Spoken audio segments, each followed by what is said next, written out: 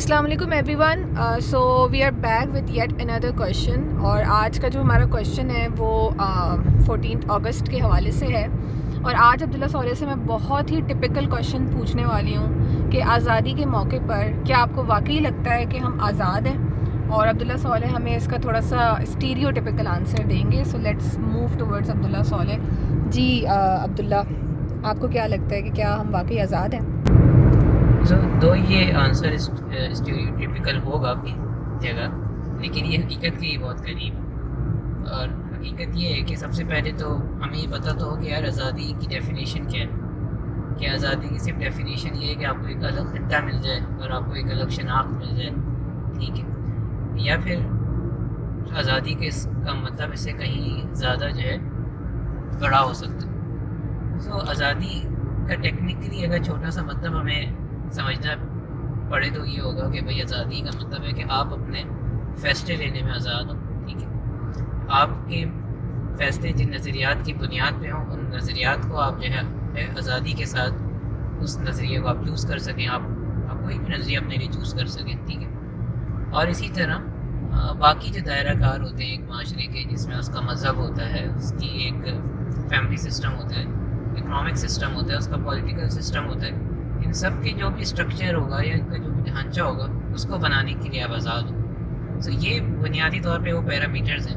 اور پھر ان سب سے بڑی چیز کہ یہ چیز سمجھنے کے لیے کہ معاشی نظام کیا ہوگا، آپ کا سوشل سسٹم کیا ہوگا، آپ کا پولیٹیکل سسٹم کیا ہوگا، اس کے لیے جو تعلیم ہے وہ تعلیم کتنی آزاد ہے، ٹھیک ہے؟ اس کی بنیاد کیا ہے. اور پھر اس سے بڑھ کر کہ جو سوچنے کی صلاحیت ہے وہ کتنی آزاد ہے. کیا آپ ایک آزاد ہوا کے اندر سوچ سکتے ہیں، یا آپ ایک کسی ایسے بکسے کے اندر بند ہیں جہاں پہ پروپیگنڈا ہوتا ہے اور اس پروپیگنڈا کی بنیاد پہ ہی آپ سوچتے ہیں؟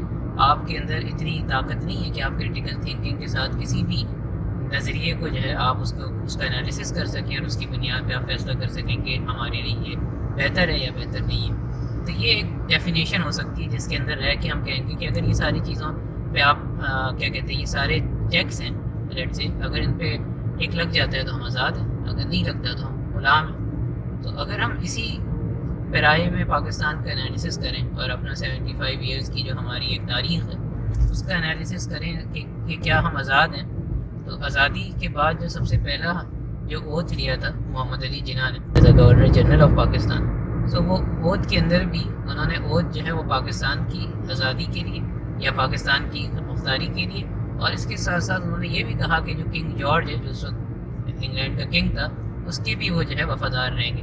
اور 1958 تک ہمارے جتنے بھی جو ہے سربراہ آئے ہمارے ملک کے وہ سب وفادار تھے انگریز کے. اور 1958 کے بعد پاکستان نے پہلا آئین بنایا، اور 1958 تک ہم جو ہے یہ جتنی بھی انٹرنیشنل آرگنائزیشنز ہیں جس کے اندر آپ کا یونائٹڈ نیشنز آ جاتا ہے اور اس کی جتنی بھی ذیلی تنظیمیں، اور پھر ورلڈ بینک ہے، اور پھر اس طرح کی جتنی بھی ورلڈ ٹریڈ آرگنائزیشن ہیں، یہ جتنے بھی انٹرنیشنل آرگنائزیشن ہیں ہم ان کا حصہ بن چکے تھے.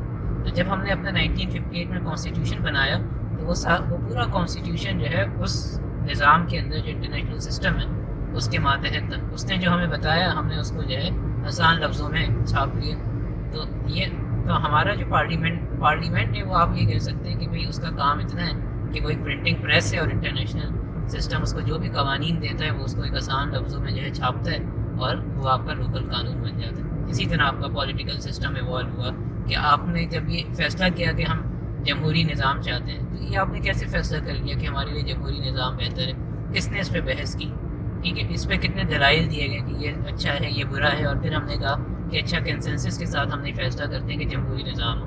پھر ہم نے یہ کیسے فیصلہ کیا کہ پریزیڈینشیل ہو یا کیا کہتے ہیں پارلیمانی نظام، کوئی بحث موجود نہیں ہے. ہم نے اپنا معاشی نظام کیسے کہا کہ ہم سرمایہ داری بلاک کے اندر رہنا چاہتے ہیں، اس وقت جو ایک طرف اشتراکی نظام تھا وہاں جانا چاہتے ہیں، یا ہم کوئی آلٹرنیٹ سسٹم سوچنا چاہتے ہیں، اس پہ کوئی بحث موجود نہیں ہے. تو ٹیکنیکلی ہمیں یہ ساری چیزیں دی گئیں اور ہم نے اس کو کریٹیکلی انالائز نہیں کیا، اور ہم نے جو ہے دھڑا دھڑ جو ہے پرنٹنگ پریس کے طور پہ کام کرتے ہوئے ان کو اپنے لوکل لیجسلیٹو سسٹم کا پارٹ بنا دیا.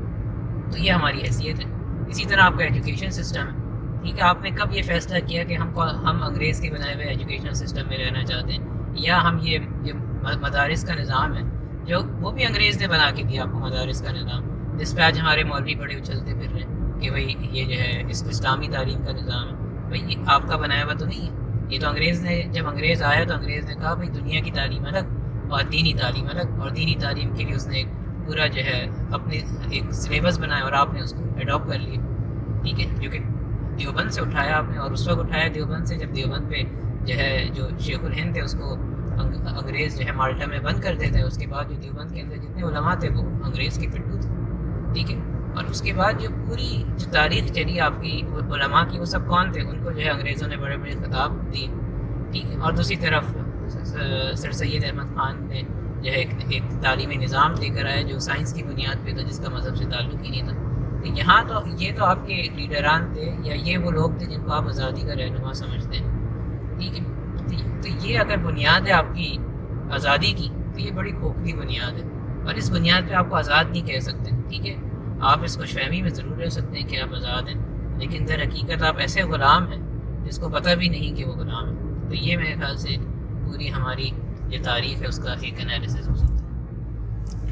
آئی تھنک کافی اچھا انالیسز ہے, اور اگر میں اس کو سمرائز کروں تو 2 پوائنٹس میں سمرائز کروں گی. ایک یہ کہ آزادی کا مطلب یہ ہے کہ آپ اپنے ڈیسیجنس خود لے سکتے ہو, اور سب سے امپورٹنٹ بات جو پوائنٹ 2 ہے وہ یہ کہ آزادی سے ڈیسیجن لینے کے لیے آپ کو اتنا قابل بھی ہونا چاہیے کہ آپ اس ڈیسیجن کو لے سکیں, جس کی عبداللہ نے بات کی کہ تعلیم و تربیت ان ایکسیٹرا, نہ کہ صرف جسٹ دا پرنٹنگ پریس.